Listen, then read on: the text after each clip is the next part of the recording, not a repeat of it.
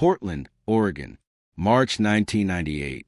Surveillance cameras from a small downtown diner capture the last known moments of 22-year-old Emily Carter. At 1:12 a.m., she pushes open the glass door, her jacket wrapped tightly against the cold, and disappears into the night. She never makes it home. Days later, detectives searching her apartment are struck by something that shouldn't be there: a perfectly framed movie poster of Alfred Hitchcock's Psycho, hanging above her bed. But Emily had never owned it.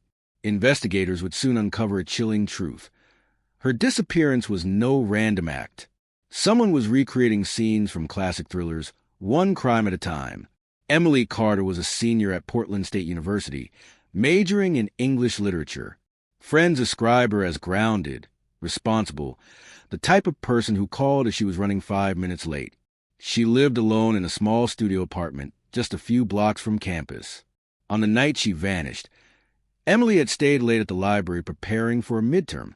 She then walked to her favorite diner for a quick meal. At 1:12 a.m., surveillance showed her leaving alone. Her car was discovered just 2 blocks from her apartment, keys still in the ignition, driver's door slightly ajar.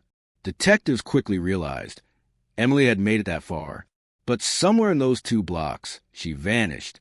Inside Emily's apartment, police expected to find routine signs of her life: textbooks, laundry, notes. Instead, they found an eerie detail: the framed Psycho poster above her bed. Emily's roommate confirmed it had never been there before. Even stranger, VHS tapes stacked neatly by the TV contained nothing but Hitchcock classics: Vertigo, Rear Window, Psycho. None of them belonged to Emily. Neighbors reported strange sightings: a tall man in a trench coat seen lingering near her building at night. One witness recalled him standing across the street, like he was waiting for something. Detectives began piecing together what looked like more than a random abduction. But evidence was thin, and the case began to stall. Weeks turned into months. The local press ran Emily's photo across headlines, calling it the Portland Mystery.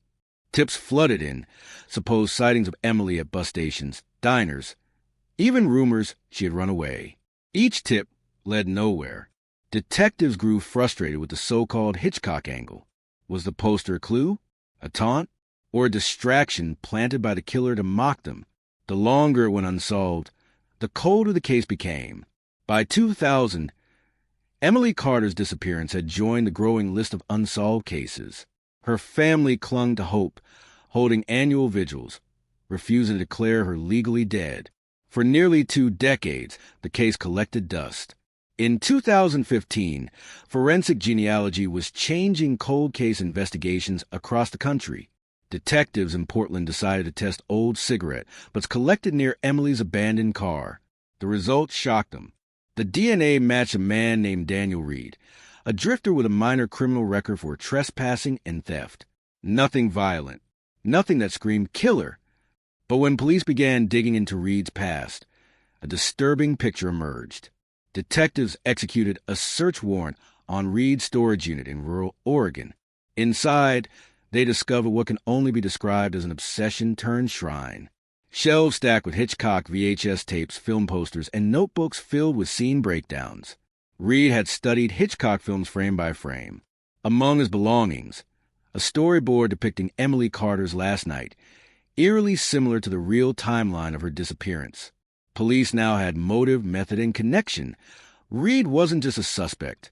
He was scripting crimes like a director preparing a film. Emily had been his chosen leading character. Daniel Reed was arrested in 2016, nearly 18 years after Emily vanished.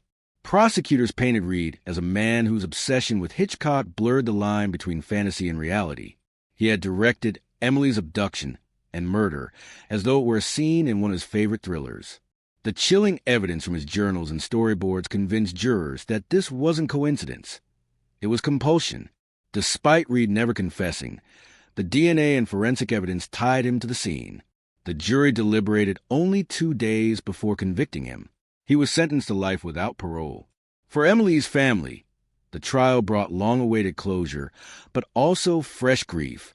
They had lived nearly 2 decades without answers, only to discover that their daughter had been the victim of a twisted obsession. The case became infamous across the U.S., discussed not just in true crime circles, but also in psychology and film studies. An example of fiction bleeding into reality with devastating consequences. One detective later reflected, Hitchcock made thrillers about ordinary people trapped in extraordinary terror. What Reed did was worse. He tried to make Hitchcock's fiction into reality. And that's something even Hitchcock himself would have feared to imagine,